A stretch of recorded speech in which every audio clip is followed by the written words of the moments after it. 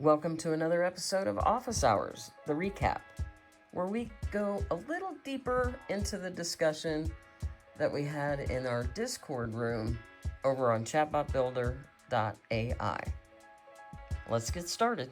Today we're doing something a little different. Yeah, think of this like getting the cliff notes from a really lively office hours session we had. Exactly. We've basically pulled together all the key stuff, the insights, best practices, even some, surprising moments. All geared towards you, the listener, especially if you couldn't make it live.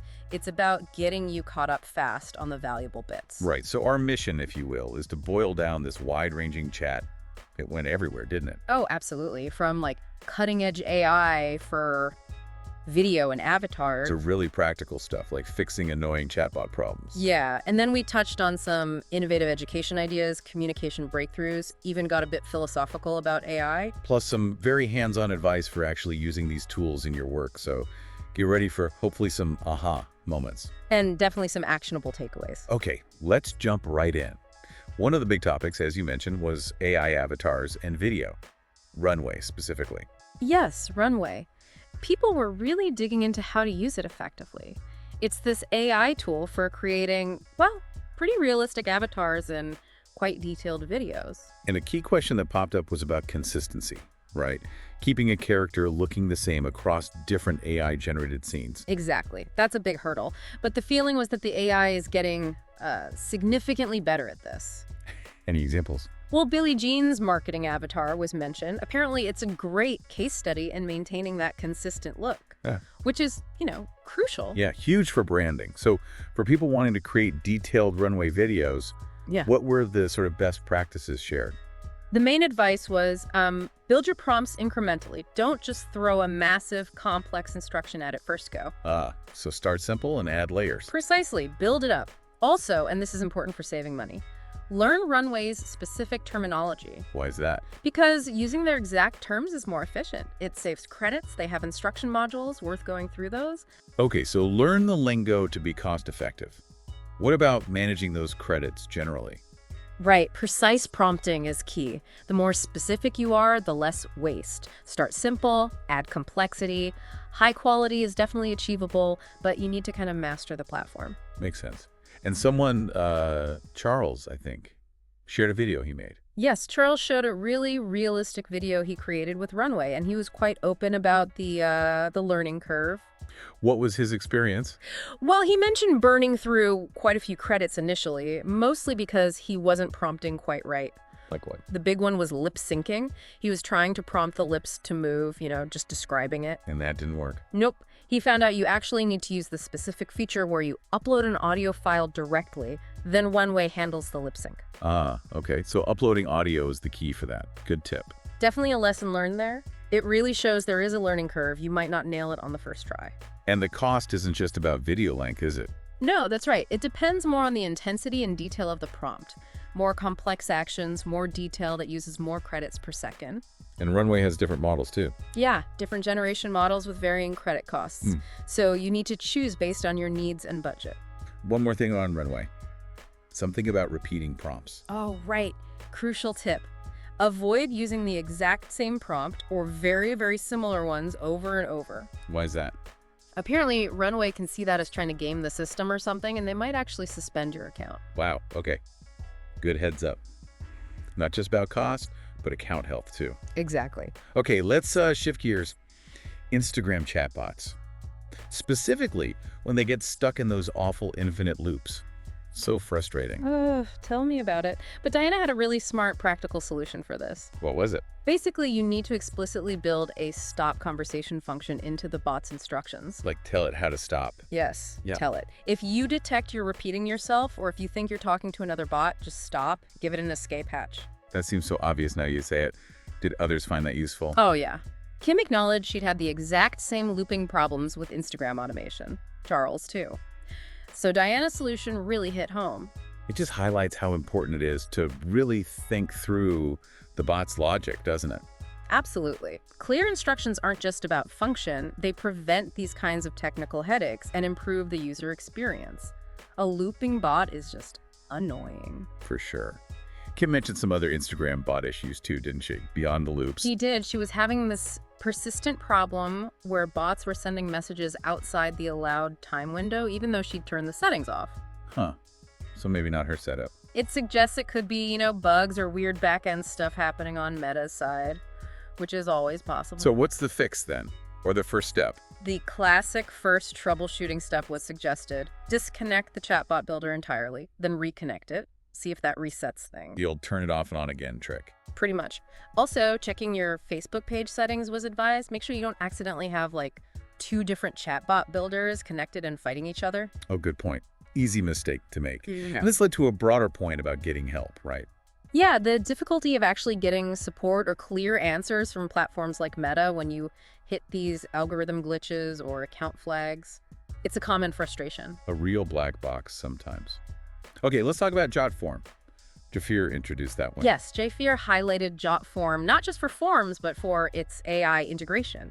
It has AI-driven templates, customizable tools. What kind of tools? Things like creating specific AI personas for interaction, building more conversational interfaces, plus all the usual robust form management. And how could people use it?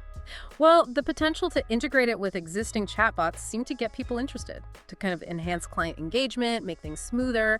Jafir even did a demo. So another tool potentially worth exploring for business processes and client interaction. Interesting. Now, the conversation took a really fascinating turn next, didn't it? Educational psychology. It really did. Lance shared some mind-blowing stuff about an educational program he's involved with. What was the core idea? Enhancing kids' cognitive abilities. Yeah. But without using physical eyesight, it involves activating parts of the brain using specific wavelengths of light. Whoa. And the results. He described phenomena similar to photographic memory developing in these children. It's pretty out there, but fascinating, tapping into the brain in new ways. That is incredible. Really makes you think about sensory input and brain potential. Absolutely. And kind of building on that sensory theme, Kim mentioned she's developing an AI app. And what does hers do? It uses sound frequencies, apparently, to influence behavior. So, again, using AI to interact with our senses in novel ways. From education to behavior, the application seemed really broad. Yeah, lots of potential. And speaking of potential, AI is also breaking down communication barriers, right? That came up too. Oh yeah, big time. The advances in real-time AI translation are just amazing. Think Samsung devices, AirPods. Getting pretty seamless now. Exactly. The recommendation was definitely to leverage these tools for travel, for global business. Language is becoming less of a barrier every day. Opens up so many possibilities. Yeah. Then there was a discussion about speech impediments, stuttering. Yes, that was interesting. Talk about innovative treatments using rhythmic speech patterns, even neural devices. Neural devices, wow. Yeah, cutting edge stuff. But also the effectiveness of more, let's say, established methods like singing or structured speech exercises was noted. Like in the King's Speech. Exactly. That example came up King George VI overcoming his stutter. It shows that progress is possible through various means, tech and otherwise. Really encouraging. Okay, then things got a bit more philosophical. AI's impact on creativity, IP. Yeah, that was a meaty discussion. Grappling with the big questions. What does AI mean for copyright? For authenticity? How does it change creativity itself? Were there concerns? Definitely. Concerns about AI being used for misinformation, eroding trust online, that was a strong theme. I bet. It's easy to see the downsides. For sure. Someone actually said something like, there's not going to be any intellectual property anymore. It's too easy to take other people's stuff.